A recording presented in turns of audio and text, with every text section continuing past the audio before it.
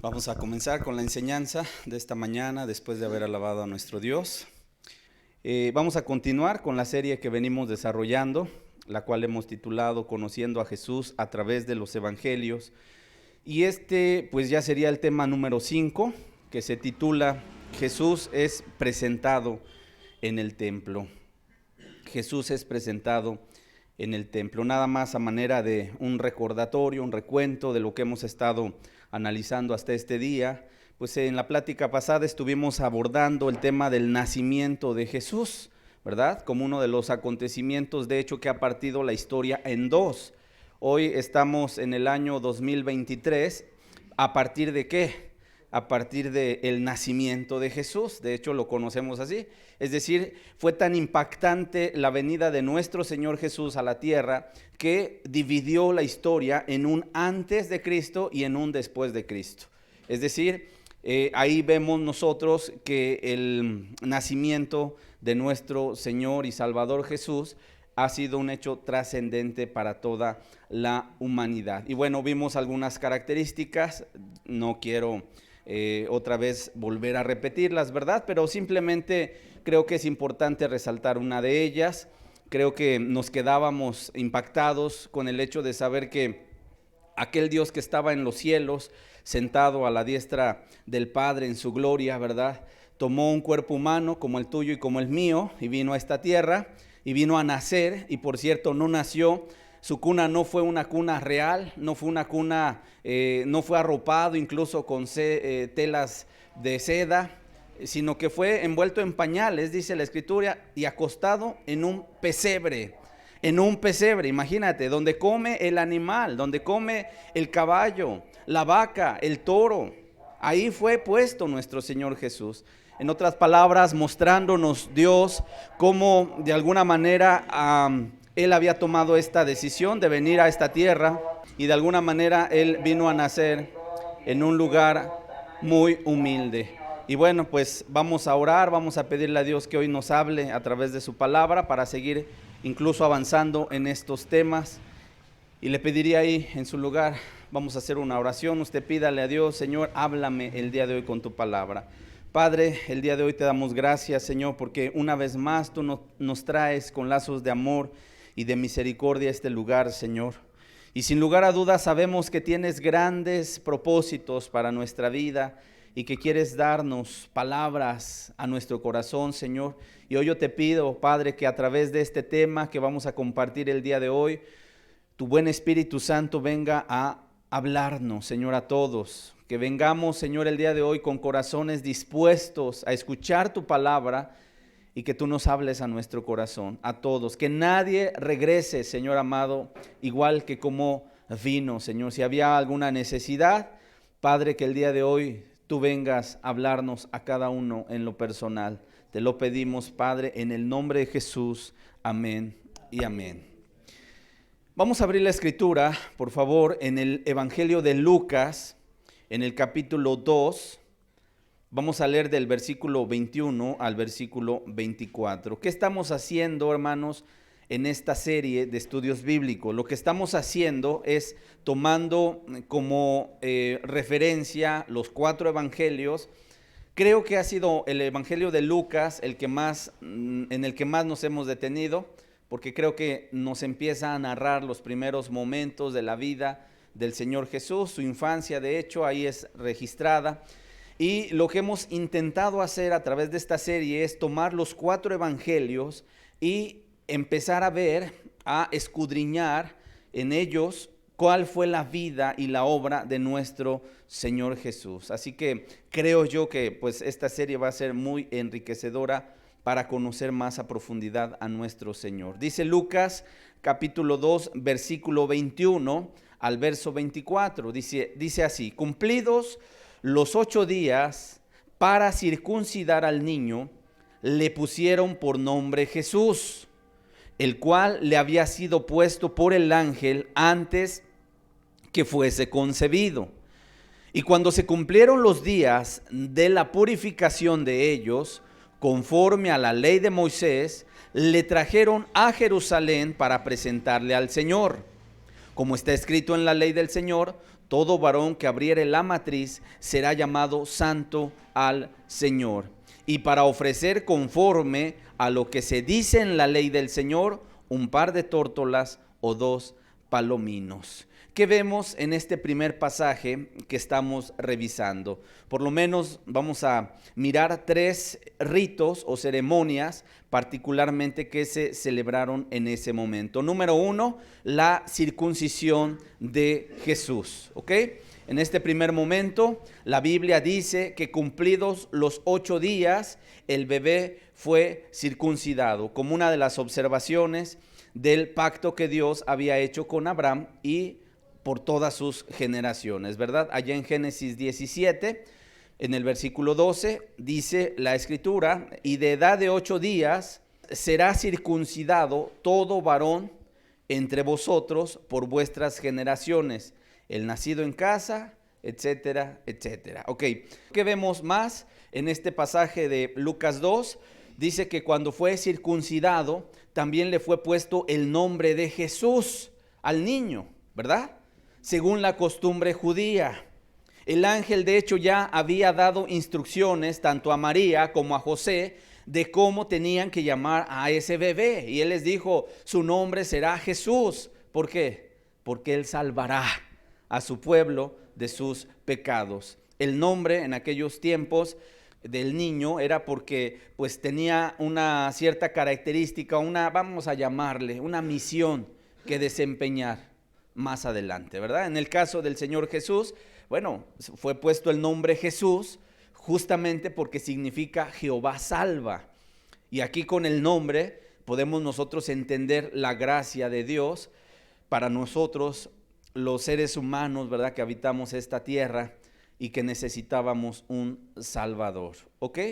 Por eso allá en Mateo 1:21, el ángel les declara a José en este caso que su nombre sería llamado Jesús, que significa Jehová salva, porque él iba a salvar a aquel niño que era Dios hecho carne, visitando la tierra, venía para salvar al pueblo de la pena del pecado, del poder del pecado y finalmente, cuando estemos en su presencia, de la misma presencia del pecado, ¿ok? Por eso este niño es el que todas nuestras miradas se centran en él, ¿verdad? Pueden haber varios personajes, estaba José, estaba María, ahorita vamos a ver incluso la intervención de 2 personas más que estaban esperando la consolación de Israel. Sin embargo, nuestra mirada se centra en Jesús únicamente, porque Él es la figura central en toda esta trama, en toda esta historia. Vamos a seguir avanzando. Número 2, te decía al principio que en este pasaje que acabamos de leer de Lucas 2, hay 3 ritos o ceremonias. La primera, la circuncisión de Jesús. Número 2, la purificación de María. Dice la Escritura, volvamos a leer Lucas capítulo 2, dice el versículo 22, y cuando se cumplieron los días de la purificación de ellos, conforme a la ley de Moisés. En otras palabras, ¿qué significa esto? Lo que significa es que María, de acuerdo a la ley mosaica que se menciona en Levítico 12, si quieres anotarlo, igual ahorita lo vamos a revisar, donde se manda a toda mujer que hubiere dado a luz a un varón, que iba a quedar inmunda durante 7 días, al 8º día iba a ser la circuncisión del niño, pero ella iba a permanecer 33 días adicionales purificándose de su sangre. En otras palabras, ¿cuánto tiempo tardaba la purificación de una mujer que iba a dar a luz a un varón? 40 días, 40 días, ¿verdad? Contados a partir del día del nacimiento del bebé. Vamos a Levítico capítulo 12. Esto es importante que vayamos nosotros revisándolo también en el Antiguo Testamento para que nosotros nos demos cuenta cómo ellos tenían que estar cumpliendo con lo prescrito desde el Antiguo Testamento. Dice Levíticos 12, habló Jehová a Moisés diciendo: habla a los hijos de Israel y diles: la mujer, cuando conciba y dé a luz varón, será inmunda 7 días. Conforme a los días de su menstruación será inmunda. Y al 8º día se circuncidará al niño. Mas ella permanecerá 33 días purificándose de su sangre. Ninguna cosa santa tocará, ni vendrá al santuario hasta cuando sean cumplidos los días de su purificación. Por lo tanto, ¿qué entendemos de este pasaje? Que María tuvo que purificarse, ¿verdad? ¿Verdad que sí? Se tuvo que purificar a través de las ceremonias que Dios había establecido para el pueblo de Israel por medio de Moisés. Lo estamos leyendo en este momento. Porque una cosa es muy cierta: todo ser humano necesita purificación, necesita salvación, necesitamos un Salvador. Ahora, en el Antiguo Testamento Dios había puesto los medios, las maneras en cómo la gente, en este caso una madre que había dado a luz su hijo, pues tenía que purificarse, ¿ok? El único, porque aquí creo que una cosa que sí me resalta mucho es que solo Cristo fue santo y sin mancha, ¿verdad? Sin embargo, fuera de él, todos los seres humanos sí necesitamos de salvación, de santificación y de purificación. De hecho, María tenía que presentarse con ofrendas para expiación. Volvamos a ver Lucas capítulo 2, versículo 22, en la primera parte, y de ahí nos brincamos al versículo 24. Fíjense que dice: y cuando se cumplieron los días de la purificación de ellos conforme a la ley de Moisés, dice el verso 24, y para ofrecer conforme a lo que se dice en la ley del Señor. Es decir, José y María subieron al templo y llevaban ofrendas.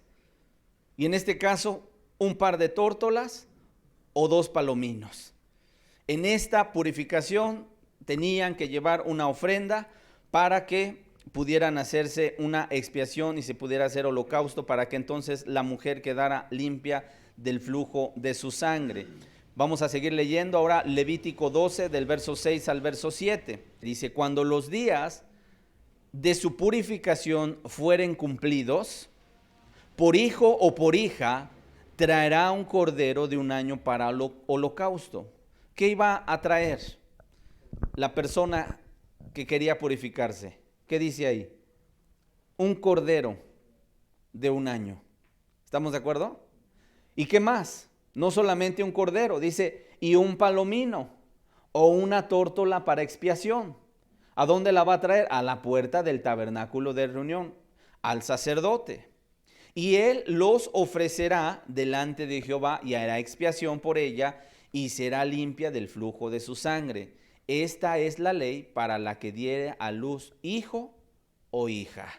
Ahora, aquí la pregunta es: ¿por qué María y José solo presentaron un par de tórtolas o 2 palominos? Si me está dando el mandamiento y dice que un cordero y una tórtola o un palomino, ¿por qué José y María trajeron solamente 2 tórtolas o 2 palominos? Bueno, la respuesta la seguimos leyendo en Levítico 12, verso 8, de acuerdo a lo que Dios había establecido, porque estoy seguro que ante la mirada de Dios, pues siempre están contempladas estas posibilidades de que hubiese gente de escasos recursos. Y dice Levíticos 12:8, y si no tiene lo suficiente para un cordero, o sea, si no hay dinero, si no hay recurso para conseguir un cordero, entonces dice, tomará entonces 2 tórtolas o 2 palominos. Uno para holocausto y otro para expiación. Y el sacerdote hará expiación por ella y será limpia. Y cuando yo leo esto, hermanos, la verdad yo digo, qué impactante es entender esto.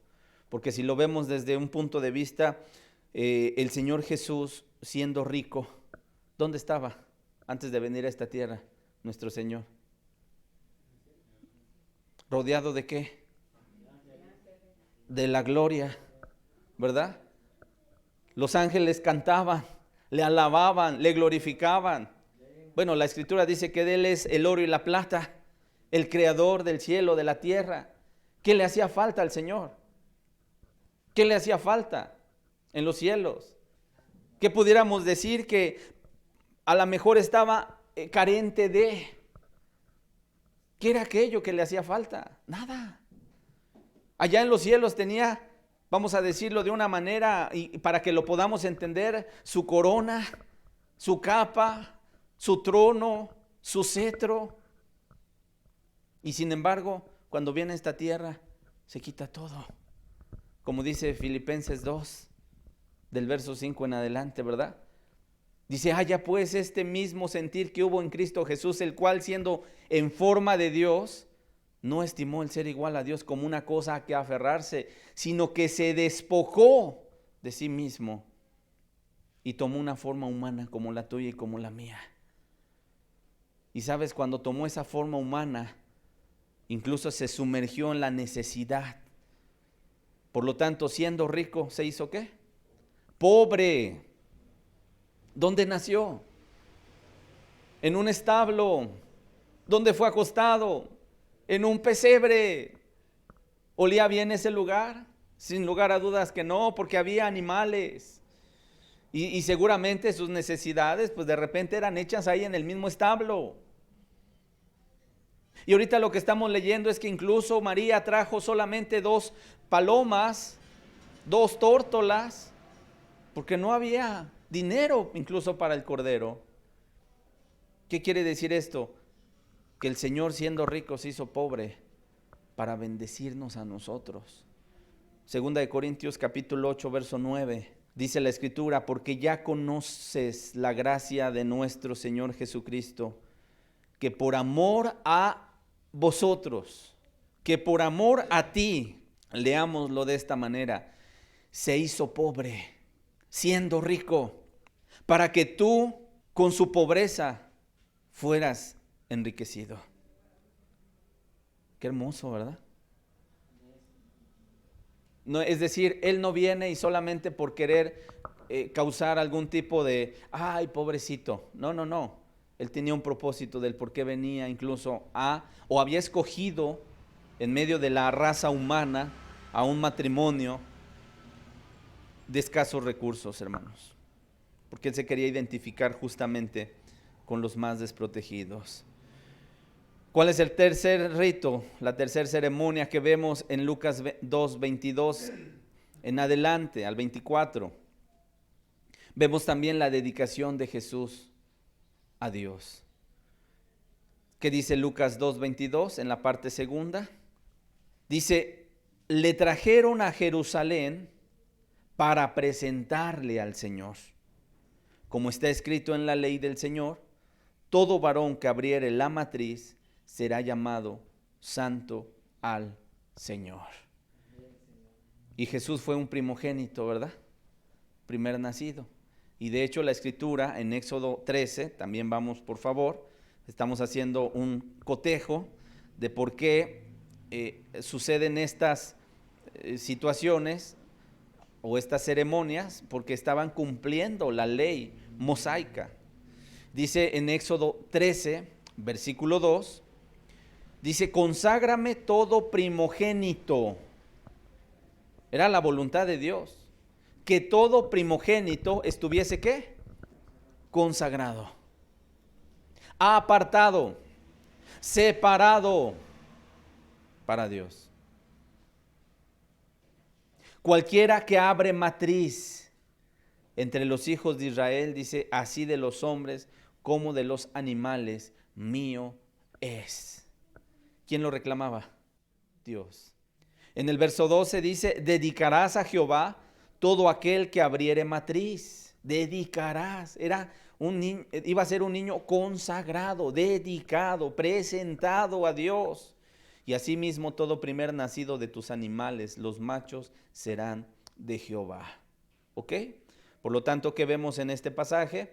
Que también José y María llevan a Jesús para presentarle al Señor, ¿ok? Para dedicarlo al Señor. ¿Qué sucede estando en el templo? Vamos a seguir leyendo. Vamos ahora a Lucas capítulo 2, verso 25.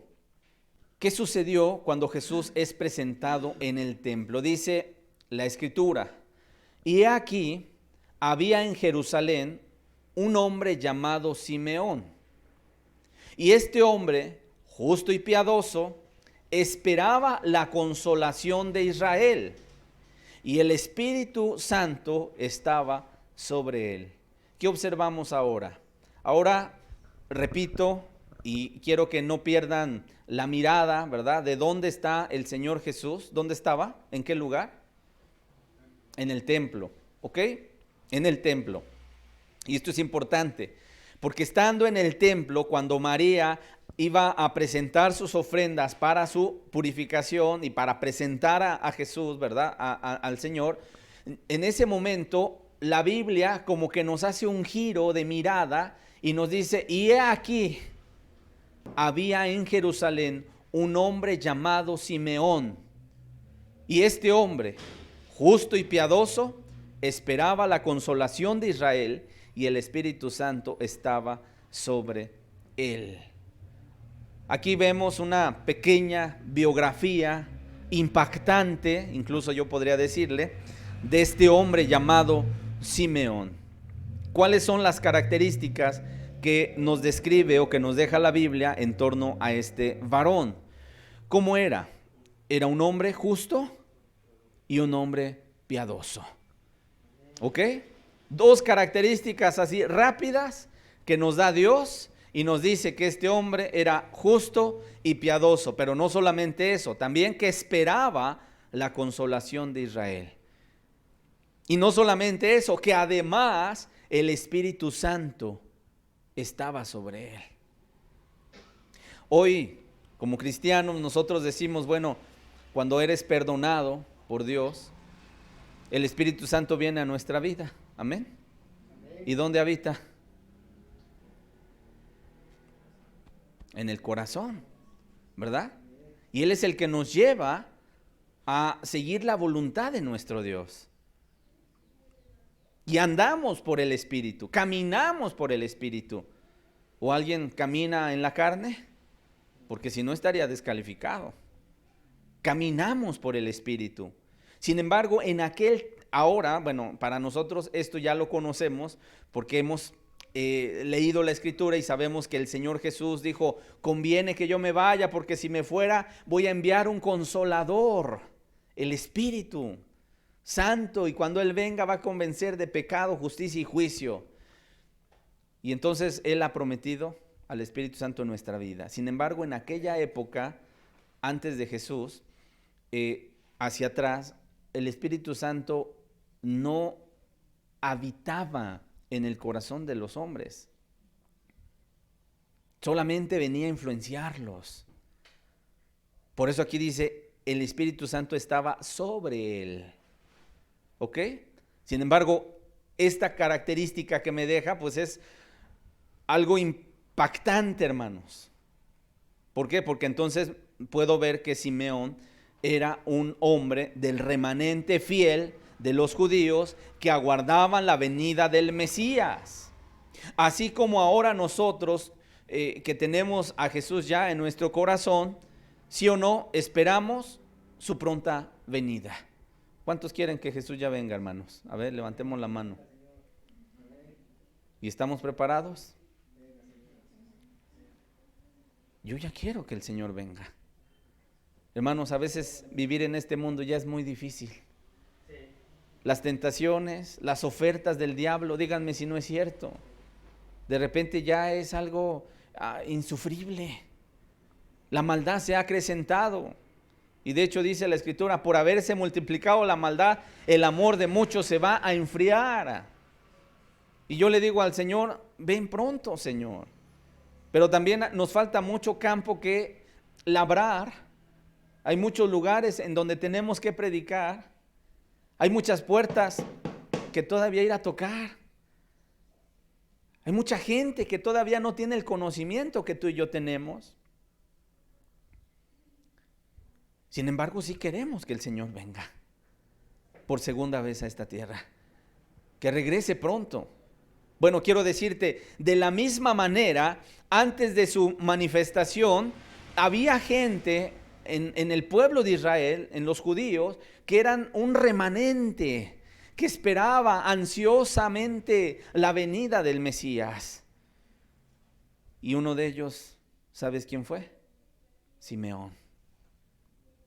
Un hombre justo, piadoso, que esperaba la consolación de Israel. Y que además el Espíritu Santo estaba sobre él. De hecho, Lucas ocupa esta frase muy importante de entender. Dice que esperaba la consolación de Israel. La palabra consolación se traduce de la palabra griega paraklesis, y para mí es muy interesante observar que al Espíritu Santo, allá en Juan, solamente anótalo, capítulo 14, versículo 26, se le llama, una palabra griega también, se le llama paracleto, que significa o quiere decir el consolador. Más el consolador, y esa palabra consolador es la palabra griega paracleto. ¿Quién era un paracleto? Miren, los griegos tenían esta palabra paracleto para referirse a un abogado que era llamado en lugar de otra persona para ayudarlo, para defenderlo, para protegerlo o para consolarlo. Ese era un paracleto, era un abogado. Ahora, yo quiero decir, precisamente en ese sentido es que el Espíritu Santo lo es para nosotros. Cuando dice aquí la Escritura, el consolador, el Espíritu Santo, significa que ese paracleto es un abogado, es un intercesor, es un consolador, alguien que aboga por nosotros. Incluso la Biblia dice, ¿verdad? ¿Qué hemos de pedir? Pues no sabemos, pero el Espíritu intercede por nosotros. Es decir, nos ayuda siempre, aún en nuestra necesidad. ¿Ok? Sigamos más adelante. Lucas 2:26, por favor. Por lo tanto, vemos, nos acaba de describir la Biblia a este hombre, ¿verdad? Con estas características, y dice el verso 26, y le había sido revelado por el Espíritu Santo que no vería la muerte antes que viese al ungido del Señor. ¿Quién le había dicho? A Simeón, que no iba a morir sin que antes mirara, observara, palpara al Salvador, el Espíritu Santo. Por lo tanto, ¿cuántos años habrán pasado? Pregunto yo. No dice la Biblia, no me da una edad promedio, tampoco me dice Simeón el anciano, ¿verdad? Sin embargo, me dice un hombre. ¿Cuánto tiempo habrá pasado? No lo sé, tal vez 40, 50, 60 años. Y sin embargo, yo veo a este hombre que describe la Biblia que nunca su fe fue debilitada, nunca trastabilló en esa promesa que Dios le había dado. Dios le dijo, el Espíritu Santo le dijo, tú no vas a morir sin antes ver al ungido. Por lo tanto, yo me lo puedo imaginar cada mañana, ¿verdad? Que despertaba, probablemente se levantaba con el anhelo de decir, pudiera ser que hoy vea al Mesías, al Cristo, al Salvador. Y a lo mejor iba avanzando el tiempo, ¿verdad? Y llegaba al templo y a lo mejor trataba de ver si ahí estaba el Salvador. Y pudo haber sido que, pues no lo veía. Sin embargo, no se ponía cabizbajo. No decía, bueno, pues ya ni modo, no vino hoy, no. Sino con esperanza decía, pudiera ser mañana. ¿Tú sabes cuándo va a venir Jesús? ¿Cuántos saben a qué hora regresa Jesús? ¿Qué día? ¿Qué haces, por lo tanto? ¿Qué haces? ¿A qué eres invitado por la Escritura? A tener también una vida santa, justa y piadosa. A prepararte. El que es santo, santifíquese todavía, dice la Escritura. Por lo tanto, yo puedo entender que este hombre, Simeón, era como un cristiano de nuestros tiempos, que a lo mejor en lugar de desfallecer su fe, de trastabillar, de bajar las manos, de empezar a arrastrar la cobija a los pies y decir, es que no vino, al contrario, se preparaba para tener ese encuentro con el Salvador. De tal manera, hermanos, y de aquí sacamos unas lecciones muy importantes, yo también te adelanto una cosa, la situación moral de nuestra sociedad no va a ir mejor. Y llegará un momento en el cual como padres ya no vamos a poder opinar sobre la educación de nuestros hijos. Por eso te digo, el día de hoy la moralidad no crees que va a ir mejor. Cada vez va a ir más de mal en peor. Pero una cosa, yo te quiero advertir, y escucha las palabras que estoy ocupando. Yo te quiero advertir y yo te quiero animar a que tu fe no trastabille. Aunque veas allá los nubarrones, aunque incluso empiece la persecución, porque no estamos muy lejos, en que alguno de los hermanos que predicamos la palabra, por estos mensajes que damos y por pararnos por la verdad y por decir y señalar lo que la Biblia señala y Dios desde los cielos nos ha dejado como una moral. La moral no la inventa el hombre, la moral no es una invención humana, la moral viene de Dios. Él nos ha dicho qué es lo bueno y qué es lo malo. Pero el día de mañana, cuando se levante una sociedad que ya se está levantando y que diga a lo malo bueno y a lo bueno le llame malo, no dudes que incluso a muchos de los predicadores nos puedan llevar presos. Y si un día Dios no lo permita, pero si Él lo permite y un día tu servidor o cualquier hermano que hayamos conocido, de repente escuchamos, se lo llevaron porque estaba predicando en el parque y dijo y llamó a la gente al arrepentimiento y señaló este pecado y la gente no estuvo de acuerdo en escuchar lo que ese hombre estaba diciendo, mandaron traer a la policía, se lo llevaron y hoy está preso. No te escandalices, mejor ponte a orar,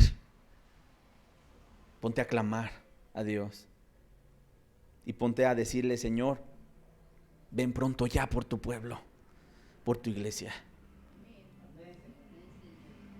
Y que seamos como este hombre, Simeón, que había tenido una revelación del Espíritu que no iba a haber muerte antes de que viese al ungido del Señor. Y que esa sea también nuestra confianza. Señor, tú me dijiste, cree en mí y serás salvo tú y toda tu casa. Y yo he creído en ti, Señor, y confío en que tú vas a cumplir tu promesa. Y no trastabilles. Pero porque ves que el vecino, porque ves que fulano, un perengano, alguien que conocías, el día de mañana, a lo mejor incluso hasta se vuelve contra ti por tu fe, no tengas miedo. Tú permanece, tú sigue. Y aun si el día de mañana muchos de los que hoy caminan a tu lado le dieran la espalda a Jesús, tú sigue abrazado de Cristo, porque Él no nos ha dado nunca la espalda, hermanos.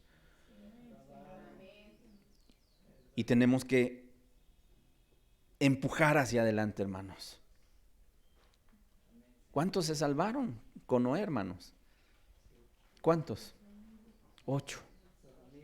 Noé, su esposa, 3 hijos, 3 nueras. ¿Cuántos? 8. ¿El arca se veía? ¿O estaba en el garage? ¿O estaba en la bodeguita de Noé? Guardadita el arca. No, estaba en un campo sin lugar a dudas. ¿Y tú crees que la gente no pasaba y a lo mejor hasta se mofaba y se reía y decía, Noé, ¿qué haces? Construyo el arca porque viene un diluvio. ¿Qué es eso del diluvio? Va a llover agua del cielo. Y pues pudo haber sido que la gente se reía de Noé. Noé nunca ha llovido. Hay un vapor que sube de la tierra y riega las plantas. ¿Qué es eso de lluvia? ¿De dónde lo sacaste? Dios me lo reveló. Ah, tú y tu Dios. Y ándale. Cuando entró Noé en el arca, ¿verdad? ¿Cuánta gente? ¿Multitudes? 8. Y mejor los animalitos llegando al arca solos, impulsados por Dios, venían en parejas y fueron introducidos al arca y se salvaron. Pero entonces, ¿cómo nos imaginamos a la gente después tocándole a Noé diciendo, ábrenos? ¿Verdad? Ahora sí queremos entrar, ya nos dimos cuenta de que sí es cierto. Y yo no sé, hermanos, y digo, estoy haciendo a lo mejor algunos paréntesis importantes, pero yo no sé cuántos de ustedes saben o han oído que en algunos días atrás, incluso gente de Estados Unidos ya empezaron a decir, es que sí hemos visto vida extraterrestre. Y ya hasta fueron al Congreso de Estados Unidos y 3 personas empezaron a testificar la existencia de vida extraterrestre. ¿Y sabes cuál es la razón de todo esto? ¿Qué crees que van a decir cuando venga Jesús por su iglesia? Ay, se los llevó Dios. Van a decir, una invasión alienígena vino y se llevó a gente.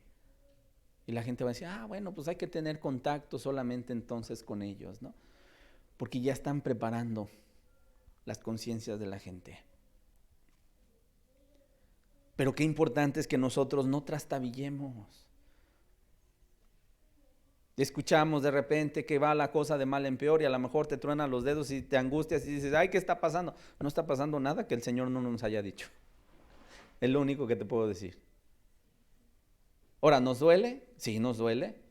¿Tenemos que angustiarnos más allá y se me va la paz? No, porque Jesús dijo, mi paz os dejo, mi paz os doy. Y yo no la doy como el mundo la da. Así que aunque veamos los nubarrones allá afuera, nosotros tenemos que permanecer confiando en que Jesús tiene un propósito para nuestras vidas. Y este hombre no se debilitó, no trastabilló. Él sabía que iba a llegar el momento en el cual él contemplaría delante de sí al Salvador prometido. Y no importa cuántos años hubiesen pasado, su fe se mantenía intacta, incluso más fuerte cada vez. ¿Cómo debe de estar tu fe? Cada vez más fuerte. No, aquí no importan nuestras buenas resoluciones. Si no hay fe, es imposible agradar a Dios. ¿Estamos de acuerdo? Aún demos nuestro cuerpo para ser quemado, pero si no hay fe, de nada sirve.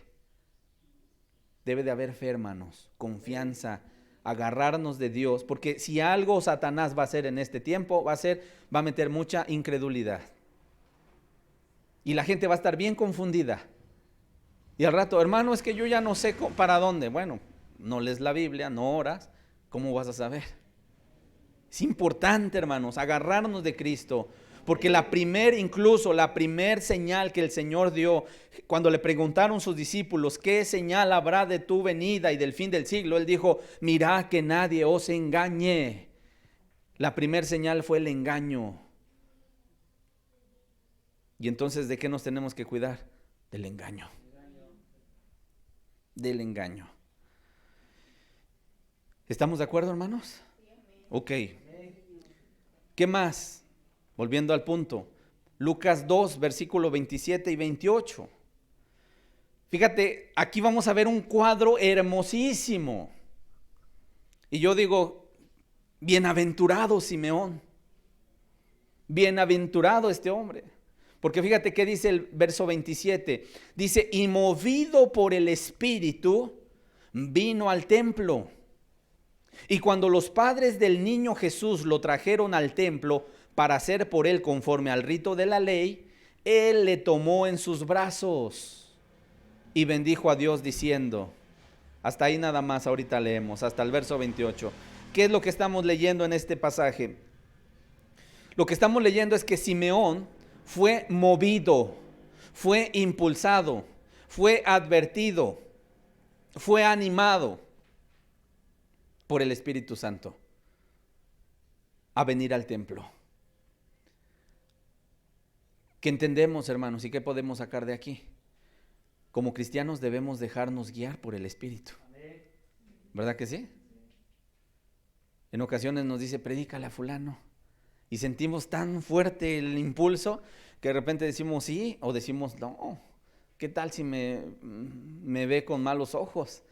Pues bueno, no importa cómo te vea, ¿no? Si te ve con buenos ojos o con malos ojos, pero tú ya fuiste y le testificaste de Cristo. Y hoy es el día de dejarnos mover por el Espíritu. Pero no me refiero a esas ideas raras que hay por ahí, ¿verdad? Que de repente están los cultos de reunión y empieza la gente a sangolotearse, a aventar sillas y dice la gente, ¡ay, el Espíritu cayó! No, ¿cuál Espíritu? El Espíritu te lleva al amor, al gozo, a la paz, a la paciencia.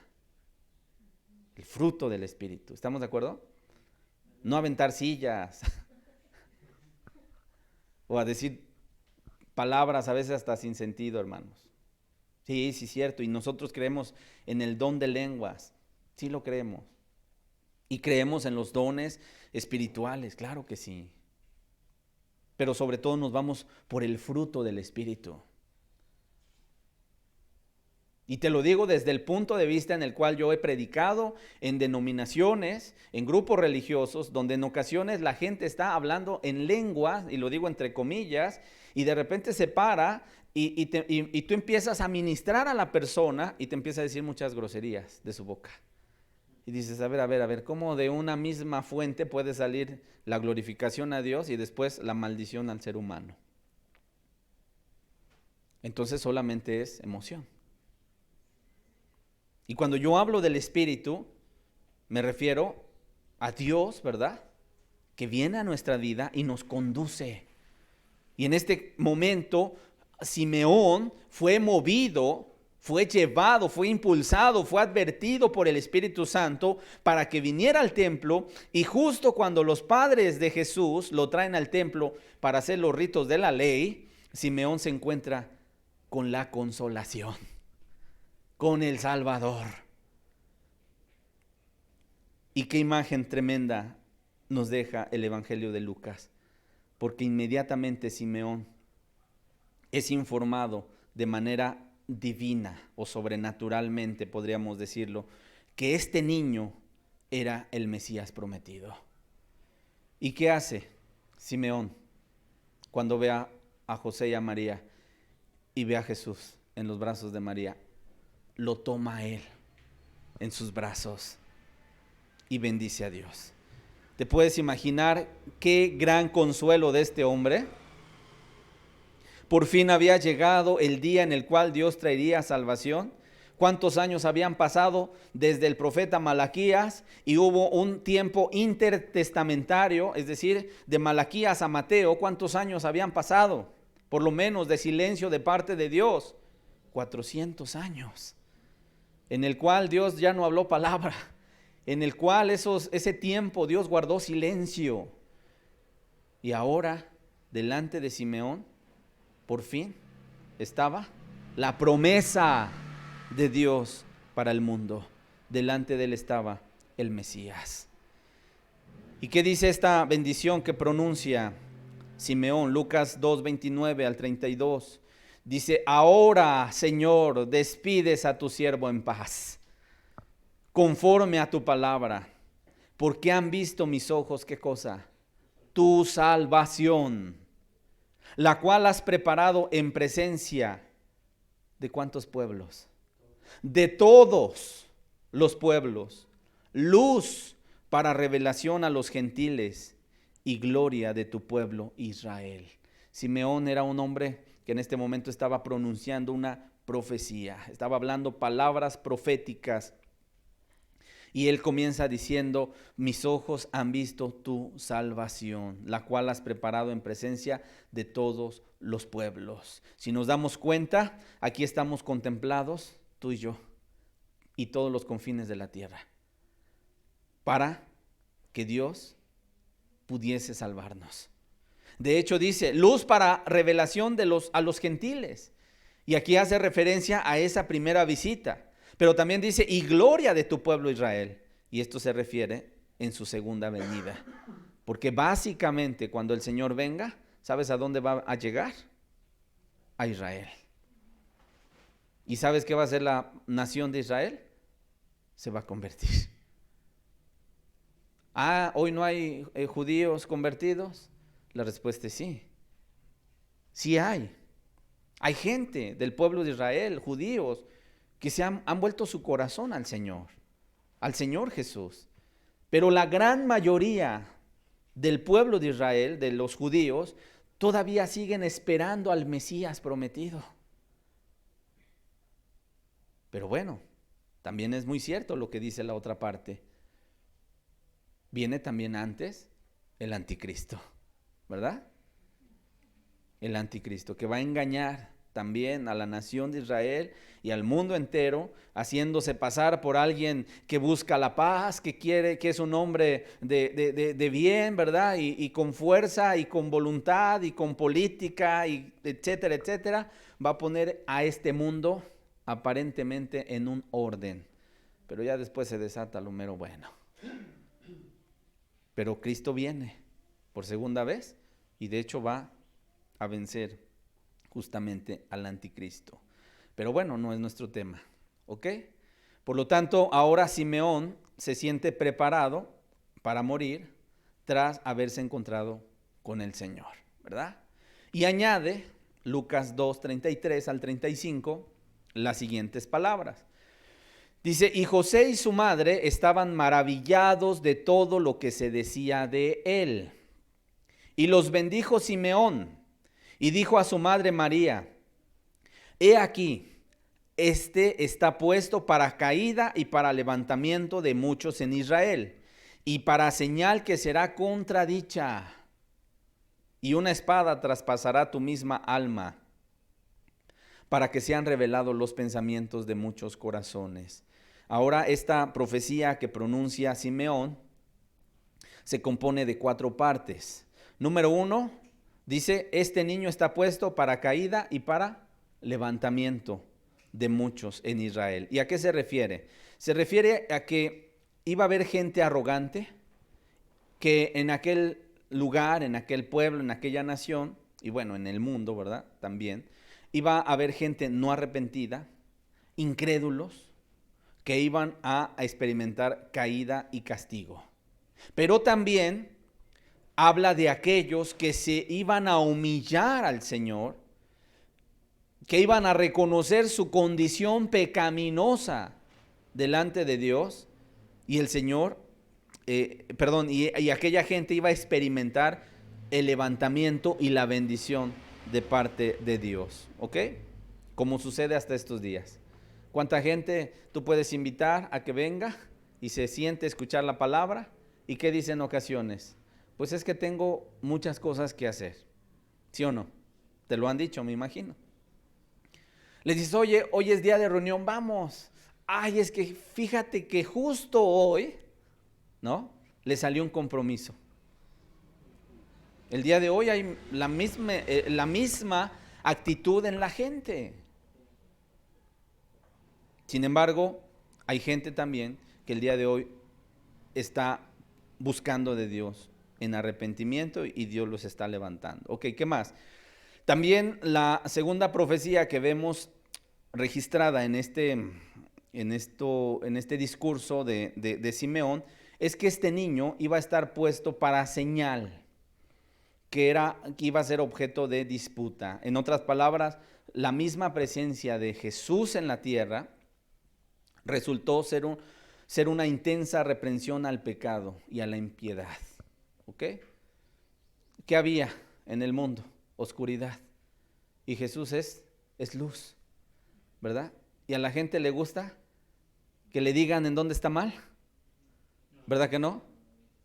¿Qué hace en ocasiones? Como el avestruz. Mete la cabeza en la arena y dice, ya no está el león. Ya se fue. En ocasiones así puede haber gente, ¿verdad? Que tú le señalas su pecado y dice, ay, no, yo no quiero oír eso. Yo quiero escuchar que Dios es amor y que Dios me ama y que a pesar de que sea como sea, Dios me perdona. Pues sí, pero también nos llama a un cambio de vida, ¿verdad? Sin embargo, la misma presencia de Jesús en la tierra estaba representando una reprensión hacia el pecado y hacia la impiedad. Y por eso se suscitó una amarga enemistad en el corazón del ser humano. Porque una cosa es muy cierta, el ser humano, díganme si no, siempre trata de salirse con la suya, ¿no? Llega a un lugar y siempre trata de buscar el mejor lugar para él, ¿no? ¿Por qué? Porque así es la naturaleza, inclinada al pecado, egoísta siempre. Y cuando hay impiedad, entonces Jesús viene y reprende esa impiedad. Número 3, le dice a María, una espada traspasará tu misma alma. Y aquí lo que está haciendo Simeón es que estaba prediciendo o profetizando con estas palabras el dolor que iba a embargar el alma de María, de esa madre que había visto a lo mejor a ese bebé cómo iba creciendo y lo había criado, ¿verdad? Un día lo iba a ver en una cruz, crucificado, derramando hasta la última gota de su sangre. Y por eso le dice, una espada traspasará tu misma alma. Qué doloroso iba a ser ese momento de ver a su hijo colgado en una cruz. Y número 4, dice también y habla de que iban a quedar al descubierto los pensamientos de muchos corazones. La manera en la que una persona reacciona ante el Salvador es una prueba de sus motivos y sus afectos internos. Lucas 2:36, ya casi terminamos, dice la Escritura al verso 38.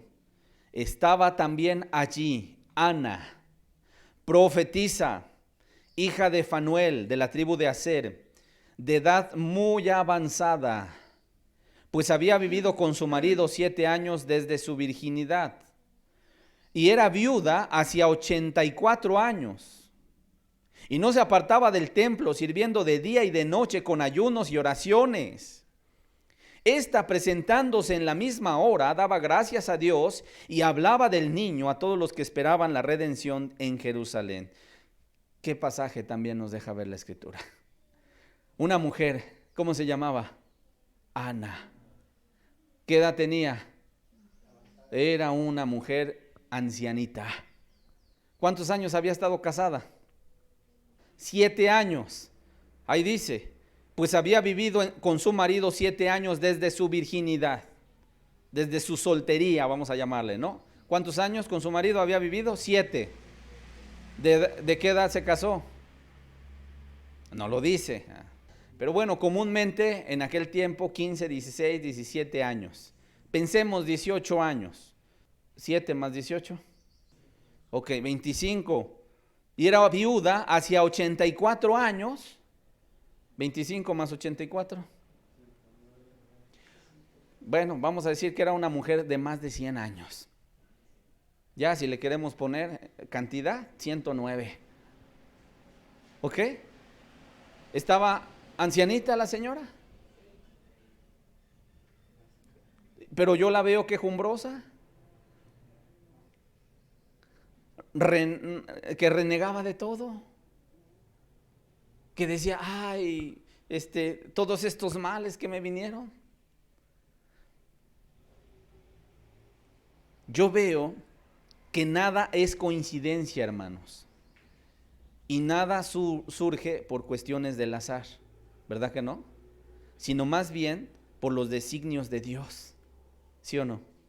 Ahora, estaban en el templo José, María y Jesús. Y se acerca un hombre llamado Simeón. Y bueno, ya leímos de él, ¿no? Todos los pasajes anteriores. Sin embargo, estaba en el templo también, ¿quién? Ana. Una mujer ancianita.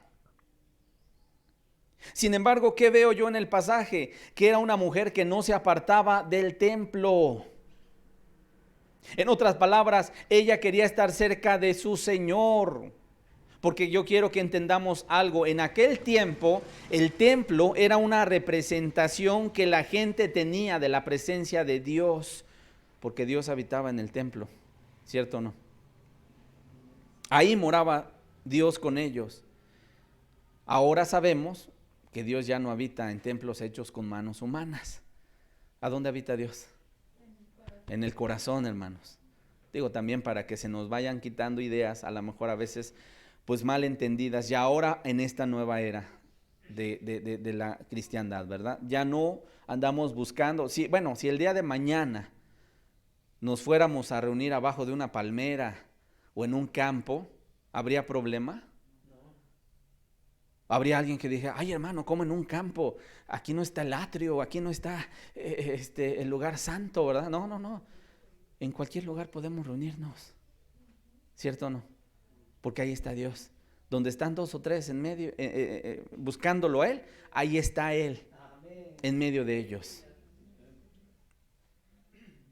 Sin embargo, yo veo que esta mujer, al tener ellos el templo allá en Jerusalén, no se apartaba del templo. En otras palabras, ella quería estar siempre en la presencia de Dios.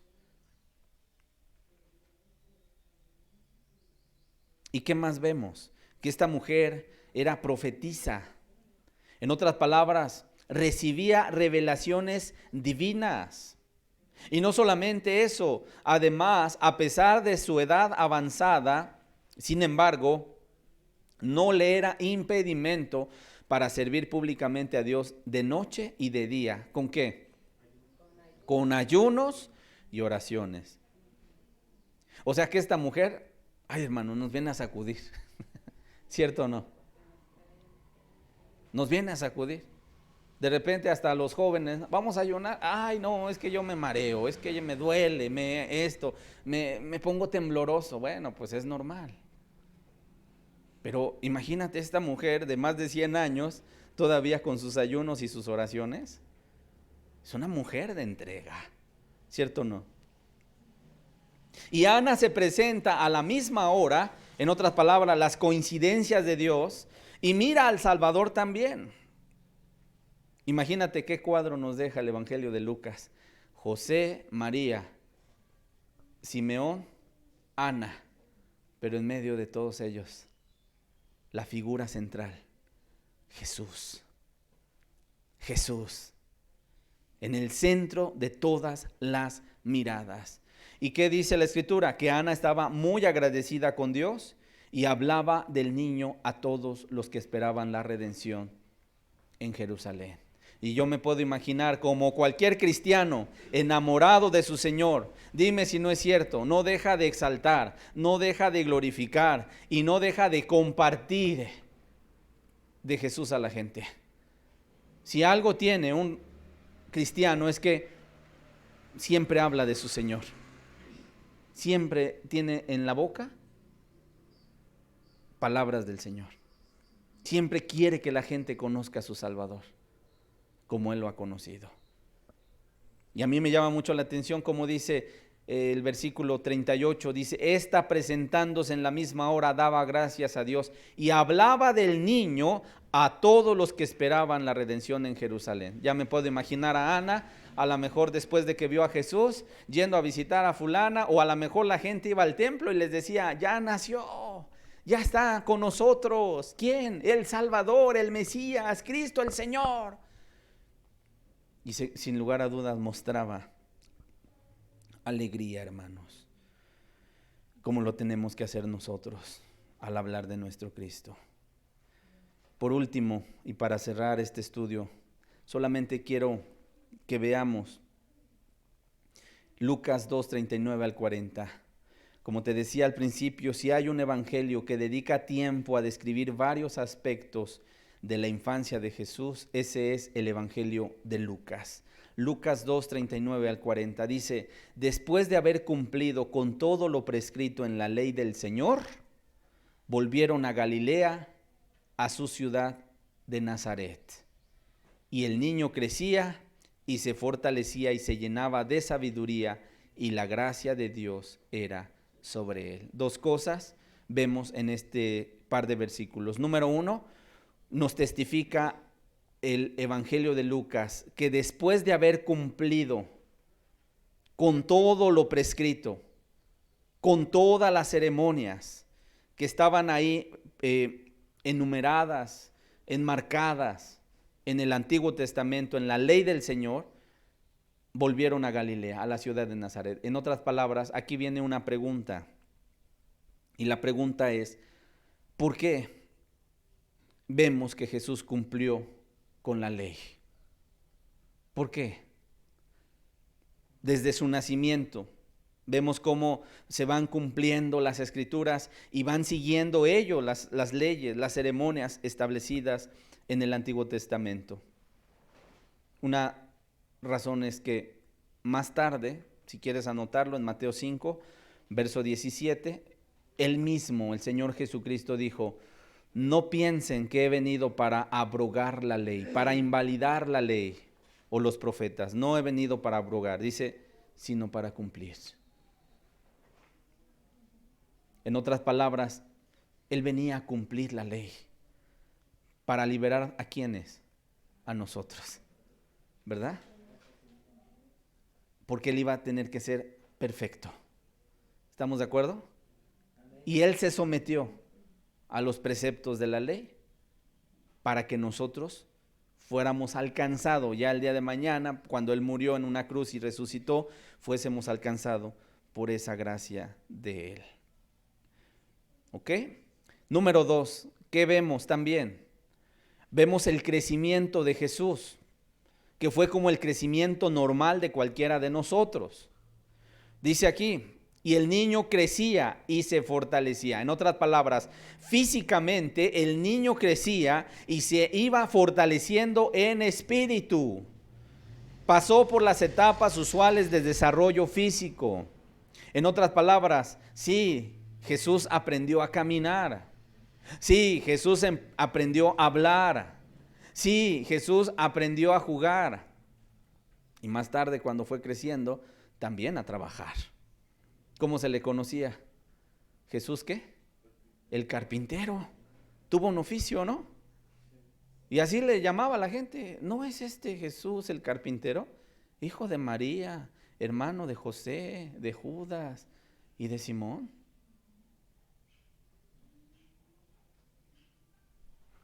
En otras palabras, por eso Él puede simpatizar con nosotros en cada etapa de nuestro crecimiento. Mentalmente, dice aquí que iba creciendo y se fortalecía y se llenaba de sabiduría. En otras palabras, mentalmente fue llenándose de sabiduría. Es decir, no solo aprendió el abecedario, no solamente aprendió los números y todo el conocimiento de aquel tiempo, sino que fue creciendo en sabiduría, en otras palabras, en la aplicación práctica de un conocimiento para resolver los problemas de la vida. Y no solamente fue física, mental, sino también espiritualmente. Porque dice que el favor de Dios, dice, y la gracia de Dios era sobre él. La gracia de Dios era sobre él. En otras palabras, anduvo en comunión con Dios y en dependencia del Espíritu Santo. Estudiaba la Biblia, pasaba tiempo en oración y sin lugar a dudas se deleitaba en hacer la voluntad de su Padre. Como más tarde también lo dijo, mi comida es hacer la voluntad de mi Padre y acabar su obra. Así que tenemos trazado los principios de la infancia del Señor. Hasta aquí nos detenemos. Hay muchas lecciones que, si se dan cuenta, vamos entresacando para nuestras vidas. Y hasta aquí detenemos el estudio y vamos a orar a Dios. Padre, en esta hora te damos gracias, porque sin lugar a dudas tú nos bendices, Señor. Porque tú nos exhortas, tú nos animas a seguir avanzando en el reino, Señor, a no bajar nuestras manos a pesar de que veamos circunstancias difíciles, Señor, a pesar de que esta sociedad cada vez se degrade moralmente, Señor, y la maldad aumente alrededor de nosotros, Señor. Tú quieres que sigamos nosotros caminando como mirando al invisible, Señor.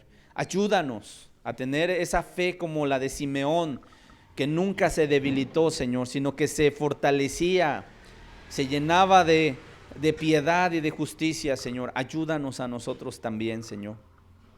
Que no, a pesar de que veamos la maldad, Señor, nuestras manos se vayan a cansar y a debilitar, sino queremos seguir caminando, Señor. Y como Ana, Señor, abre nuestra boca para poder testificar de ti, Señor, a los que tenemos a nuestro lado, Padre. Ayúdanos, Señor, y de verdad te damos gracias por tu palabra el día de hoy y te agradecemos en el precioso nombre de tu amado Hijo Jesús. Amén y amén.